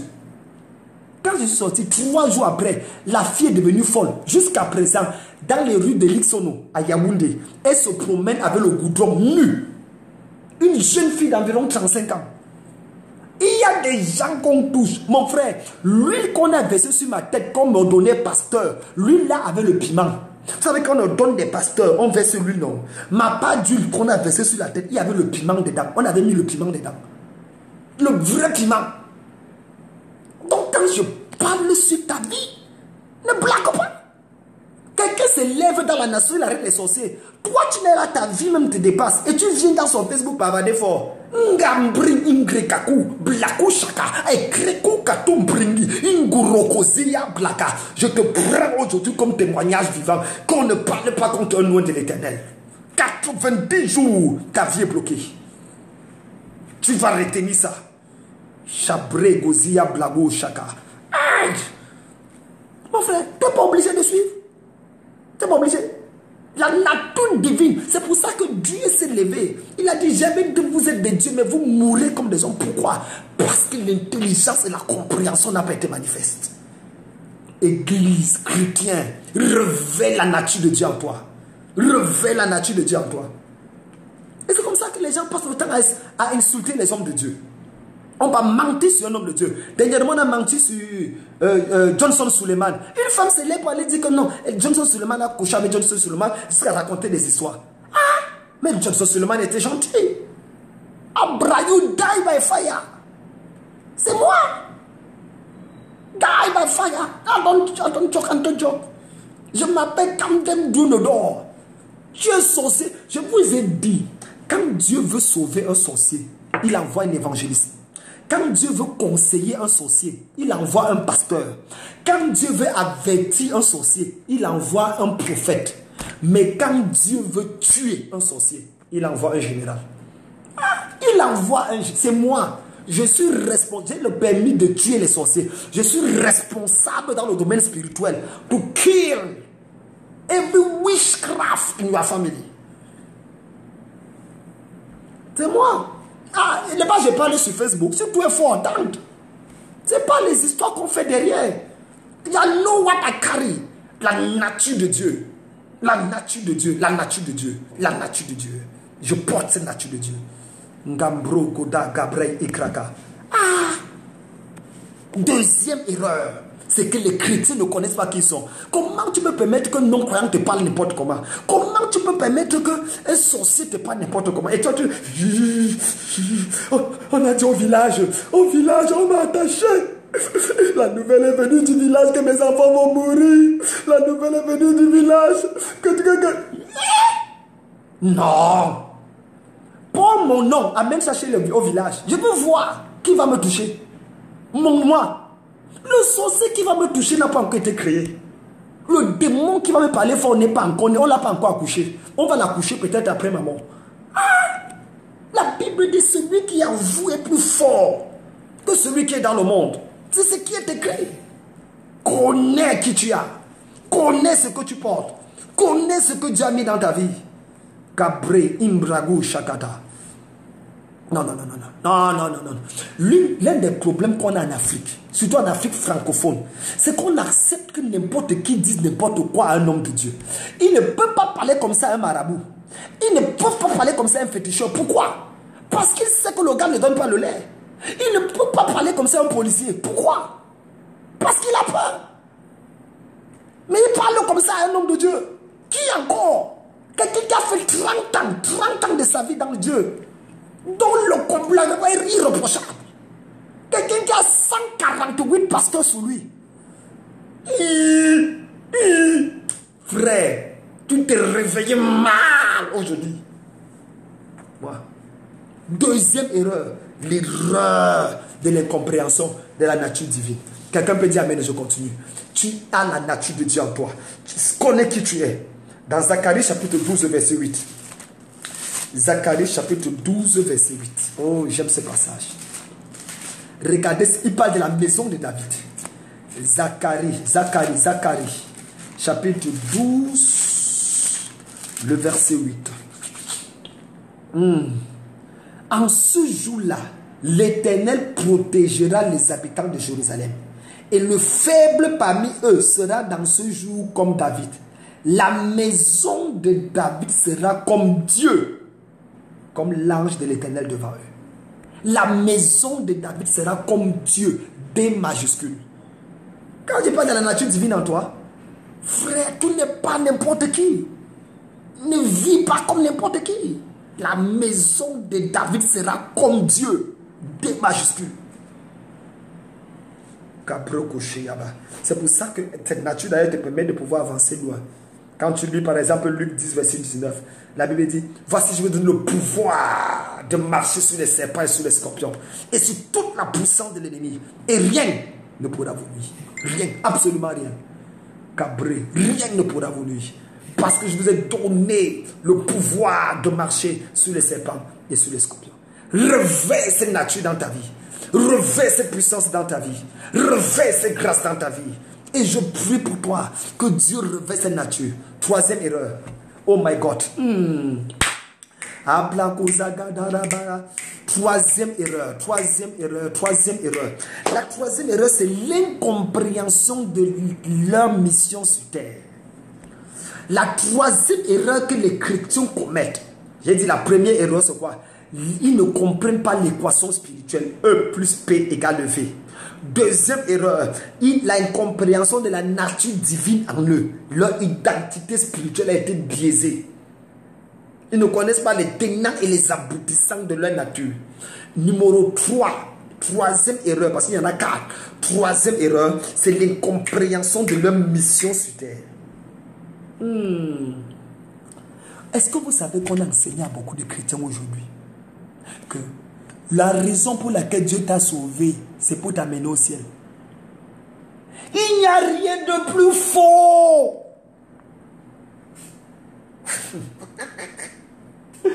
Il n'y a rien de plus faux. Il n'y a rien de plus... En fait, la raison pour laquelle Dieu t'a sauvé et te garde sur la terre, ce n'est pas pour le ciel. C'est pour que tu fasses une chose. Quoi? Matthieu chapitre 6, verset 10. Matthieu chapitre 6, verset 10. Oh my God. Merci de partager. Merci de partager. Matthieu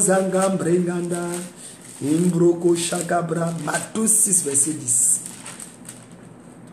Voici, à partir du verset 9 dit, voici donc comment vous devez prier. Notre Père qui est aux cieux, que ton nom soit sanctifié. Verset 10, que ton règne vienne et que ta volonté soit faite sur la terre comme elle est faite au ciel.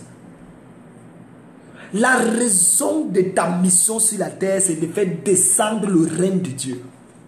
Les troisième erreur des chrétiens. On nous a enseigné que tu fais quoi sur la terre? La terre est abandonnée, la terre est maudite, la terre est rejetée. Frère, prends tes richesses. Moi j'ai mon Jésus. Hey, hey. Prends tes voitures. Moi j'ai mon Jésus. Tu peux prendre tes diplômes. Moi j'ai mon Jésus. Tu peux prendre tes villes. Là, moi j'ai mon Jésus. Tu es malade. À la limite, tu es même bête. En tant que chrétien, idiot. Comment tu peux dire à quelqu'un, prends tes diplômes, tu vas prêcher Jésus avec quoi? Tu crois que je parle comme ça? C'est le parler en langue que je parlais depuis. Pourquoi tu m'écoutes? Tu ne trouves pas qu'il y a quelqu'un qui a un français soutenu qui est en train de te parler? Tu ne constates pas que celui qui te parle là, c'est quelqu'un qui a fréquenté? C'est par révélation, mais l'excès de parler en langue que je parle comme ça? Non. Pourquoi est-ce que Simon, André, Pierre, Jean, Jacques, Barthélemy, Thomas, tous ces gens ont marché avec Jésus, mais aucun d'eux n'a écrit presque tout le Nouveau Testament? C'est quelqu'un qui va venir après appeler Paul, Saul de Tarse, plus qu'à Paul, qui va écrire 13 livres du Nouveau Testament. Pourquoi? Pourquoi? Parce que Saul avait fréquenté. Les autres là étaient des pêcheurs de poissons, des gens de classe moyenne. L'intelligence est importante. Dieu, dans sa révélation, utilisera ce que tu as pour maximiser et augmenter afin que tu sois une bénédiction. Un pasteur idiot sera un prophète. Il donnera des prophéties exactes, mais idiotes. Un pasteur idiot libérera l'onction, mais après il s'informera des idiots. Il faut un pasteur intelligent. Il faut un enfant de Dieu cultivé pour, en plus de l'onction que Dieu lui a donné, être capable de faire dans la révélation. C'est pour ça qu'il faut comprendre. C'est pour ça que la Bible, regardez-moi, frère Titi, vraiment que Dieu te pardonne. Il dit qu'il ne sort de votre bouche aucune parole mauvaise. Frère, toi-même tu dois te posséder. Parce que quand on dit qu'il est idiot ou bien qu'il est bête, est-ce que tu connais ce que me dit dans le français est quelqu'un qui est idiot, ou bien quelqu'un qui est insensé, ou bien quelqu'un qui est bête? C'est ça le problème. Et quand on en parle, c'est voilà des gens qui encore reviennent avec les mêmes choses. Le français est simple. Jésus dit race de vipères. Race de vipères. Il y a quoi de plus dangereux que dire race? Quand Jésus dit, vous, malheur à vous. C'est une bonne parole. Quand Jésus dit, parlant de Hérode, allez dire à ce renard, Titi, allez dire à ce renard, tu vas accuser Jésus d'avoir fait une mauvaise parole. Attends, quand vous parlez, allez parler avec les gens qui n'ont pas fréquenté, qui n'ont pas fait théologie. Mon frère, j'ai un doctorat en théologie. Pas ramasser dans la poubelle. Attaque-moi surtout, ne m'attaque pas sur la parole. Entre parenthèses. Et je suis prêt à répondre. Parlez, je vais répondre. Je suis prêt. Cabré, Ingrid, Umblagou, Chaka. Frère, je suis en train de parler de la troisième, l'incompréhension de ta mission sur terre. Est-ce que tu connais ta mission? Tu n'es pas sauvé, tu n'es pas né de nouveau pour être allé au ciel. Pourquoi je le dis? Si tu étais né de nouveau pour aller directement au ciel, je te dis, dès que tu naissais de nouveau, l'enlèvement allait te prendre. Dès que tu naissais de nouveau, l'enlèvement allait te prendre. Tu allais directement aller au ciel. Pourquoi quand tu nais de nouveau, Dieu te laisse encore sur la terre? Pourquoi quand tu nais de nouveau, Dieu te laisse encore sur la terre? Parce que tu as une mission à accomplir sur la terre. C'est pour ça qu'il va dire dans Matthieu 28, allez par tout le monde, allez faire de toutes les nations mes disciples. C'est pour ça que dans Jean, quand il va prier le Père, Jean chapitre 17, il va dire, Père, je ne te prie pas de les ôter du monde. Oh my God! Père, je ne te prie pas de les enlever du monde. Mais je te prie, Seigneur, de les préserver, Parce que Dieu veut pas qu'on soit enlevé, mais qu'on soit préservé. De les préserver. Et c'est ça qu'il faut comprendre dans la révélation. C'est que Dieu ne... L'église dit quoi? Vous êtes le sel de la terre. Vous êtes la lumière du monde. Donc l'église n'a son essence et sa présence et sa justification que sur la terre. Pourquoi? Parce qu'au ciel, il n'y aura pas l'église. Au ciel, ça sera l'épouse. La notion d'église, ecclésia. Ecclésia est un terme qui n'a pas été inventé par Jésus. Jésus n'est pas le premier à utiliser le mot église, comme la plupart des théologiens vous font comprendre. Jésus n'est pas le premier. Avant Jésus, il y avait l'église. Au temps de Socrate, au temps de Platon, il y avait des églises. On les appelait les ecclésias, c'est-à-dire quoi? Des rassemblements des élites qui siégeaient dans l'agora afin de statuer sur les choses courantes de la société. C'est ça le mot ecclésia. Un groupe d'élite, de personnes qui se retirent. Un groupe de jeunes de la société qui se retirent pour siéger dans l'agora afin de prendre des décisions sur la société, le train et le vécu de la société. C'est ça la notion étymologique du mot église.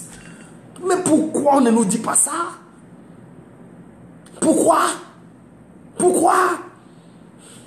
On a dit que l'église, c'est les gens qui sont nés de nouveau, qui sont venus de l'église et qui sont partis pour aller au ciel. Faux! L'église, c'est un groupe de penseurs.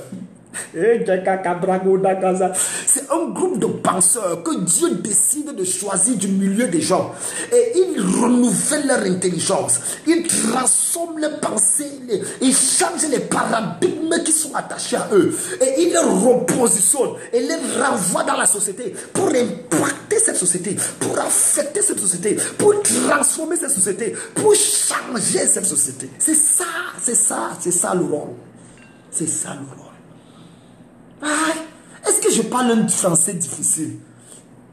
Si tu ne comprends pas le français, et quand je dis que tu es possédé, tu vas dire que ce n'est pas vrai. Il n'y a que quelqu'un qui est possédé pour ne pas comprendre un français aussi simple. Et quand il me dit que tu es possédé, tu vas dire que je t'insulte. Mais tu es possédé.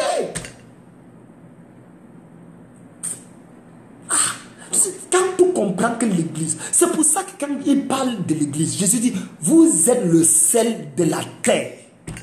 Vous n'êtes pas le sel du ciel. L'église n'est pas le sel du ciel. L'église n'est pas le sel du ciel. L'église n'est pas le sel du ciel. L'église est le sel de la terre.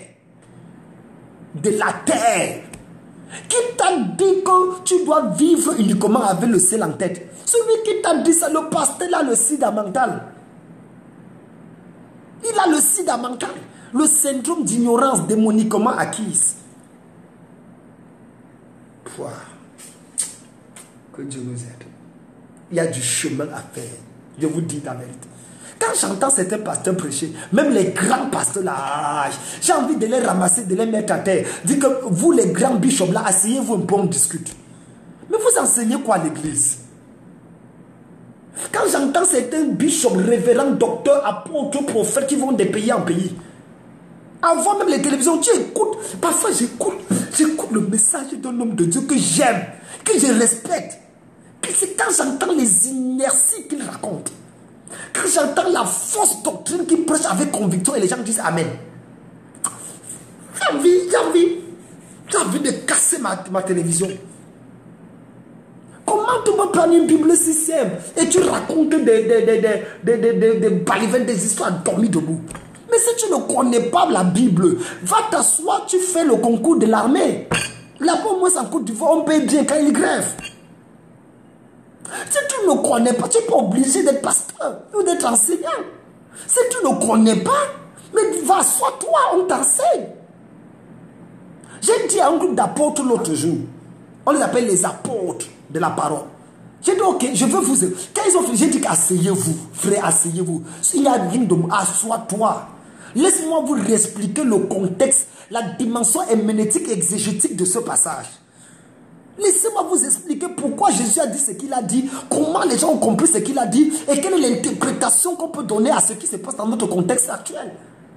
Mais comprenez, arrêtons le ridicule. C'est ça qui fait que les gens nous insultent là dehors. Les musulmans nous insultent, les catholiques nous insultent. Parce qu'il n'y a que dans les églises de réveil que les pasteurs ont le foufou dans la tête. Ils ont le atchéké dans la tête, à la place du cerveau. Tout ce que vous avez fait, recevez, l'onction est tombée. C'est tout. Non mais c'est pas ça le christianisme. C'est pas ça le christianisme. Si ça te dépasse, appelle docteur Dieu. Je ne vais pas te demander offrande. Ne t'en fais pas. Je ne te demanderai pas offrande. Je veux te réexpliquer la chose. Et tu pourras aller parler aux gens.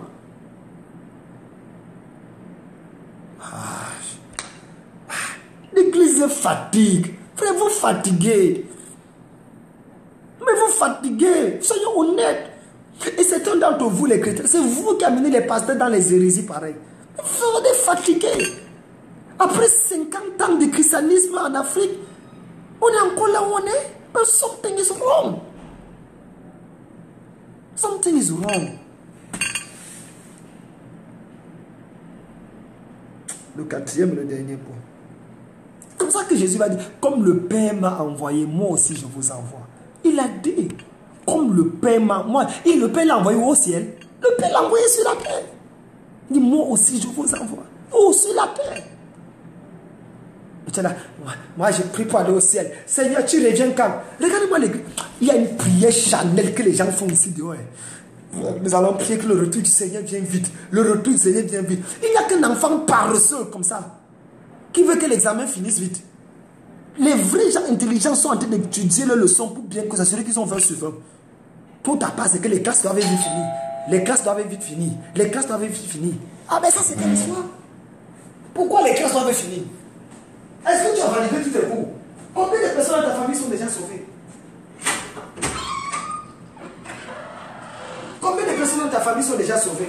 Les classes doivent être finies, les classes doivent être finies. Mais revenons sur les bases, revenons sur les fondations. Et bien c'est ça qui est important. L'église n'a de sens que sur la terre. L'église n'a aucun sens au ciel. Au ciel, on n'a pas besoin de l'église. D'ailleurs, il n'y aura même pas église au ciel. Le ciel, c'est l'épouse. Mais revenons. Mais revenons. Et c'est dans cette dimension et dans cette vérité que nous pouvons comprendre d'autres choses maintenant. Troisième grande erreur, l'incompréhension de la mission sur terre. You are born to save the earth. Seigneur, je veux que tu reviennes vite. Il revient faire quoi? Tu es même sûr que ton enfant est sauvé. Dernière erreur. La quatrième et la dernière erreur, c'est la perte du premier amour. L'église aujourd'hui, on a un problème. Dans Apocalypse chapitre 2, le verset 4, il dit à Éphèse. Éphèse était l'église la plus spirituelle de l'Asie mineure. Parmi les églises qui ont été créées, Éphèse était seulement avec une réputation incroyable. Mais il dit, ce que j'ai contre toi, c'est que tu as perdu ton premier amour. La perte du premier amour est l'une des raisons fondamentales de la tragédie dans l'église. Le premier amour, c'est quoi? C'est l'amour. C'est quand tu es né de nouveau. Tu te rappelles quand tu es né de nouveau?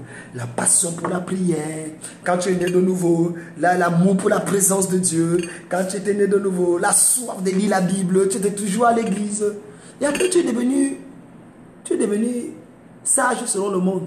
Tu es devenu mature. Tellement mature que maintenant pour lire la Bible, c'est juste 2 versets que tu lis pour dormir.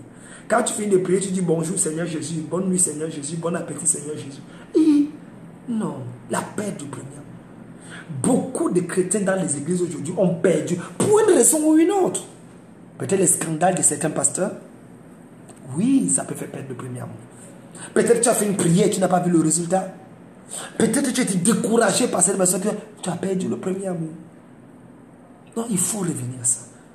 C'est une erreur. En fait, ce qui nous amènera au ciel plus tard, c'est le premier amour. L'absence du premier amour est le signe fondamental d'une rétrograde latente. L'absence du premier amour est le signe d'une rétrograde latente. Il faut revenir à cet amour passionné et passionnant pour Dieu. Oui, l'absence du premier amour. C'est une erreur. Prie pour garder le premier amour. Rappelle-toi tes premières expériences avec Dieu. Rappelle-toi quand tu étais dans sa présence, tu ne voulais plus aller ailleurs. Rappelle-toi la haine du péché. Rappelle-toi la passion pour lui. Rappelle-toi ces moments.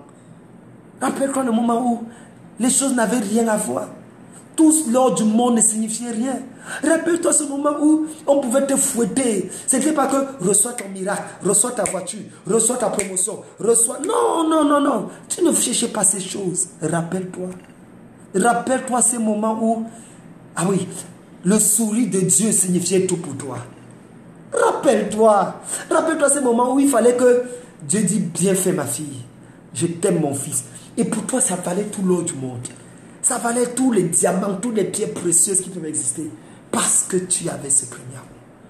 Parce que tu avais ce premier amour. Rappelle-toi que les insultes des gens ne te disaient rien. Rappelle-toi que les choses qu'il y avait ne te signifiaient rien. Rappelle-toi ces moments où tout ce qui réchauffait ton cœur, c'était d'entendre cette douce voix te dire, ma fille, je suis avec toi. Rappelle-toi qu'on pouvait te jeter des pierres et tu les ramassais et tu riais. Rappelle-toi quand ta famille te disait tu réunis Jésus, on te chasse de la maison. Tu disais, et tu riais seulement. Tu dis maman, papa, je ne peux pas. Rappelle-toi quand ton mari te disait que en te choisissant entre Jésus et moi, tu dis est-ce que je peux choisir? Il n'y a pas de choix mon chéri. Si tu veux, tu me mets dehors. C'est Jésus qui a mon âme. Rappelle-toi parce que tu savais ton verset favori, c'était quoi? À que servira-t-il un homme de gagner le monde entier s'il perd son âme? Oui, c'était des paroles qui étaient fortes dans ton cœur. C'était des paroles qui étaient établies dans ta vie. C'était ces choses qui te dirigeaient. C'est vrai que tu étais béni, mais ce n'était pas l'objet de ta poursuite de Dieu. C'est vrai que tu prospérais. C'est vrai qu'il y avait des bonnes choses qui arrivaient, mais ce n'était pas ça la base. C'était des accessoires, c'était des effets secondaires d'une vie de consécration. C'était des effets secondaires d'une vie de sanctification. C'était des effets secondaires d'une vie d'abnégation. C'était des effets secondaires d'une vie qui honore Dieu. Rappelle-toi. C'est vrai que tu n'étais pas parfait. Tu pouvais tomber, tu pouvais faire quelque chose, mais en plus de cela, le Seigneur était là. Cette présence glorieuse, cette force manifeste, cette joie débordante, au milieu de la souffrance, était là. Quatrième erreur de plusieurs chrétiens, c'est qu'ils ont perdu le premier amour et ils ne se battent pas pour le retrouver. Ils ont perdu le premier amour et ils ne font rien pour le retrouver. Mesdames, mesdemoiselles, messieurs, l'enseignement de ce soir était simple. Les 4 grandes erreurs que les chrétiens commettent.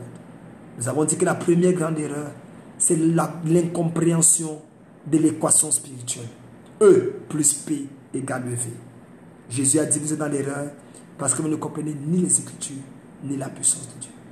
Nous avons dit et nous avons parlé de longtemps sur ça. Connaître qui veut dire dans le sens Adam et Ève. Adam connut Ève et elle lui a produit à enfanter quelque chose. Toute vérité que tu connais qui ne produit pas un enfantement dans ta vie n'est pas une vérité que tu as connue. Nous avons parlé de la deuxième grande erreur, l'incompréhension de la nature divine du chrétien. Si tu ne connais pas ton identité divine ou divine, autant pour moi, si tu ne sais pas d'où tu viens et qui tu es, tu serais incapable de manifester le potentiel divin.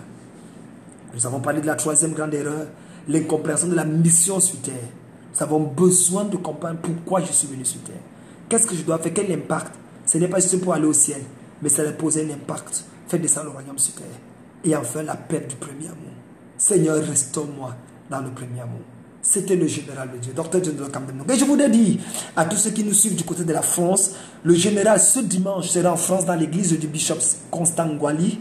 Et dans l'après-midi, sera dans l'église du bishop César Cassier à Paris. Donc, s'il vous plaît, allez sur ma page Facebook, prophète Dr. Djenoudo Kamdem Nunga et prophète Dr. Djenoudo Kamdem ou Israël Kanodi. Vous allez voir les affiches, les adresses, s'il vous plaît, et appelez-moi et je serai content de vous recevoir. Vous êtes du côté de la France, Paris, Bordeaux, Lyon et tout le reste, je serai content d'être avec vous. Et également du côté de Haïti, eh bien, en juin, je suis du côté de Haïti pour une croisade, une série de programmes et de délivrances. Merci de partager, merci surtout d'avertir les autres. Si vous avez été béni, s'il vous plaît, partagez aux autres. Dites-leur, j'ai suivi un message qui me fait du bien. Et je veux que tu suives ce message. Faites suivre ce message aux gens. Parce que nous avons besoin aujourd'hui de la révélation. Nous avons besoin d'écouter des bonnes paroles. Nous avons besoin d'écouter la parole pure de Dieu. Nous sommes fatigués d'entendre des choses qui vont démanger nos oreilles.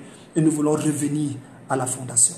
C'était votre serviteur, le docteur Djenoudo Kamdem Nunga, général de Dieu, l'homme qui a l'huile pimentée sur sa tête. Je vous salue.